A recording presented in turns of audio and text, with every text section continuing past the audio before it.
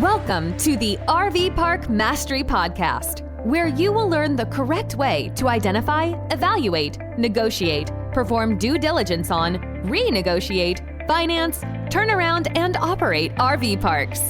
And now, here is your host, the fifth largest owner of RV and mobile home parks in the U.S., Frank Rolfe. There's two types of people in the world, optimists and pessimists. One look at the glass half full, the other half empty. This is Frank Rolfe, the RV Park Mastery Podcast.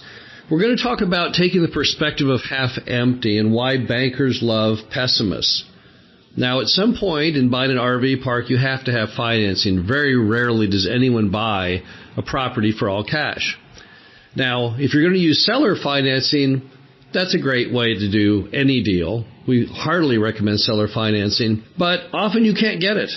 They can't offer it or they won't offer it. Then you have to get a bank loan. And what I found over the decades is that nothing makes a banker more attracted to your deal and to you as a borrower than when you have a sour outlook on life, when you are very, very negative. Now, why would that be? Why do banks like people who are pessimists? Well, it's pretty simple, you see. Basically, the mantra of bankers is before there can be a return on capital, there must be return of capital. You see, the banker gets no upside in your deal at all. If it does amazingly well, what do they get? Their loan back. If it only does average, what do they get? Just their loan back.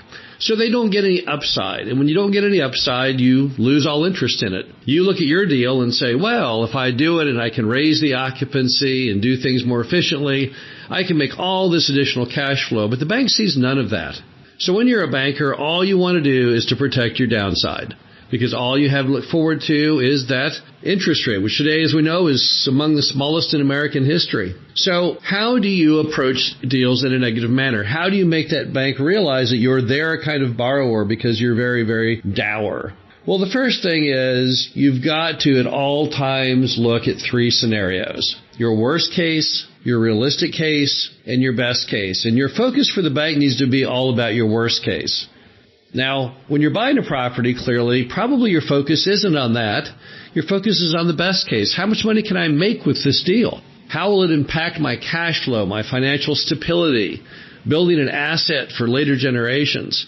But that's of no concern to the bank at all. They want to know what happens if you fail to hit your budget or if things just generally turn against you. I think it's a very good exercise for all RV park buyers to do. Derive what could happen in the best case if everything goes your way, if you succeed in marketing and in bringing in customers far more than the old owner did.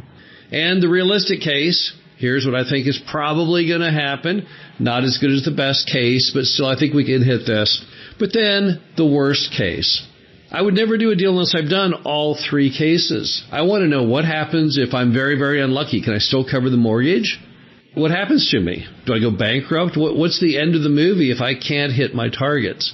And that is the one that the banks really want to hear about. That's where they want to focus. It's the exact inverse of what you want to focus on as the buyer. You always want to think about the good things. The bank only wants to think about the bad things. And part of thinking about bad things is you need to have a plan B for every possible thing that can occur. So if you are there on the banks of a river and you're in a floodplain, I need a plan B of what happens if that big flood hits. It may have never hit, maybe only hits every 100 years, but maybe next year is that 100th year. I got to have a plan B. You have to have a plan B for marketing issues, collections problems, utilities that go out, you name it. Banks love to hear that you have a contingency.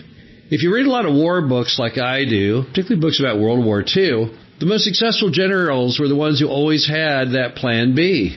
The bombers failed to show up. They had a plan B. Weather was terrible. They had a plan B. So having a plan B, it is a smart thing to have. It's not just that bankers are ridiculous in this request. It's a very good idea for you as the buyer, even if there was no banker involved.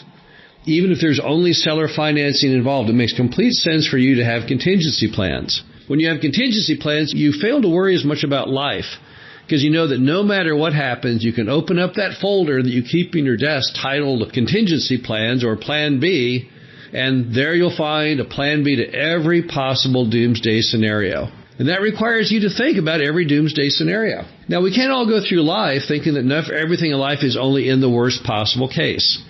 If that were true, life would basically stop. So if I want to say my worst case scenario of driving down to the grocery store to buy some cereal is I'll have a horrific wreck and burn to death, and therefore I refuse to drive my car, and then later refuse to walk there, because if I walk there, my worst case would be lightning hits a tree and the tree falls on me. We would all just basically curl up in a concrete bunker and die of starvation. So don't go to that level of worry, but do think about the true risk that you have as an RV park owner. There's a certain subset of things that could happen based on the property, and you need to think through, if they were to occur, exactly what you would do to fix it. It makes complete sense. Another way to think like a banker is just to be very, very realistic in your numbers and your projections. Bankers hate it when you base everything on I plan to increase this by this much. That sounds great and everything, but all they have to go by is what's happened in the past. So when you talk about all the wondrous things you'll do, they don't know that any of that will actually occur. So don't be giving the bank all kinds of unrealistic expectations based on just your personal opinion of what you can do. Bankers are obsessed with actual performance. The bank is going to want to see the financial statements for probably the last 3 years and the tax returns if they can get them. And they're doing next, they want to judge, what can this property normally do? This person is telling me that the old owner is a bad owner. Well, how did it do when you had the bad manager operating it?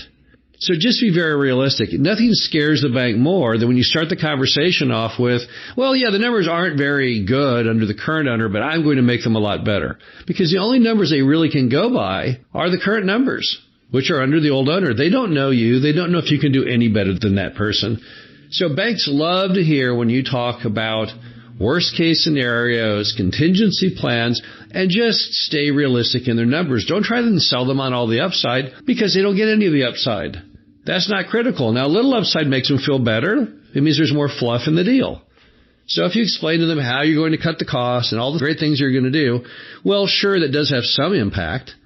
They say, the deal seemed kind of tight, but he did have such many great ideas to make it a little better. So I'm not going to say that's a worthless course of communication, but nevertheless, let's be negative. Also, remember that the bank is going to want to hear certain things can be met regardless of outcome, such as a coverage ratio of 1.25%. So go over those things with the bank, the things that banks watch over, the things that make them get criticized by their boss. Remember that a banker is just an employee of a bank. They have to create so many loans. They have to make sure loans don't default. They don't want to have any loan losses. Don't get them in trouble. They're not going to want to do deals with you if they think you might get them in trouble. So ask the bank, what do you need me to do? What's the minimum I need to do to be a success for your bank? And then make sure you hit those things. If the banker tells you, you've got to make sure that you always have 1.25 coverage ratio over your mortgage, that's the most important thing, to all of my bosses, then that is the one item you better do. Because if you start getting that bank officer in trouble with his higher-ups and his bank committee, then what will happen? He'll certainly never make another loan to you. I can almost guarantee you that. The key to lending for everyone, particularly in a modern America, is to think like your boss, and your boss is the bank. Who owns the RV park after closing? Really the bank does, because the bank has a lien on the property. So if you don't make your payments, it's going to be the bank's property. You're basically renting it from the bank, and when you get the bank paid off, then it becomes yours. Even though your name's on the title, they've got that big lien on that title, and so it's not really your property at that point. So all of us, we like to make sure that our boss is happy. We want to make sure that our boss is feeling that we're doing a great job. It's no different when you have that RV park lender. So always think in terms of them. All conversations should point to them. When you meet with your banker, don't do all the talking. Do most of the listening. Find out what's important to them. And at all times, learn from what you hear. Some people in the RV park business who have gone on to own multiple RV parks, every single deal they did was a little better, and every loan they did was a little better because they were constantly listening and learning from what they did. Every meeting you have with that bank is going to point you in the direction more of what they like to hear. You'll notice their facial expression, their body language. You'll say, I'm getting much better at this, aren't I? And yes, of course you are. Just as long as you keep an open mind and focus on what a bank wants.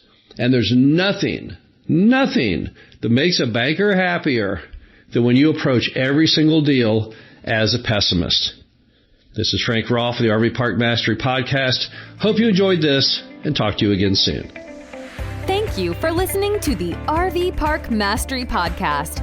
Be sure to visit us at www.rvparkmastery.com, where you can learn the correct way to identify, evaluate, negotiate, perform due diligence on, renegotiate, finance, turn around, and operate in RV parks.